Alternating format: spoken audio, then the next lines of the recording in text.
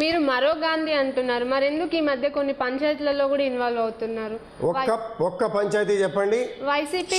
YCP వాళ్ళు భువనేశ్వర్ని గారిని విమర్శించినప్పుడు మీరు అందులో విమర్శించారు కదా, మీరు కూడా దాని గురించి. ఎస్, ఒక మహిళ, మా అభిమాన నాయకుడు కుమార్తె, నీ కొడుకు ఎవరికి పుట్టారో తెలియనని మాట్లాడినటువంటి దుర్మార్గులకు ఒక ఎన్టీఆర్ కుమార్తె అని కాకుండా ఏ మహిళని ఆ పదజాలాలతో దూషించిన స్పందించే స్వభావం నాది. తప్పించి దాని వివాదాల జోలికి తీసుకెళ్ళలే. అది మంచిది కాదు అని మాత్రమే హెచ్చరించా. అది కూడా మీరు మహిళా సమాజం గుర్తుపెట్టుకోవాల్సిన అవసరం ఉందని చెప్పి కూడా, అది ఎవరైనా కూడా స్పందించాలి. అది మానవత్వం అనేది ఉంటే మనిషి అనేవాడు ఆ రకంగా మాట్లాడకూడదు.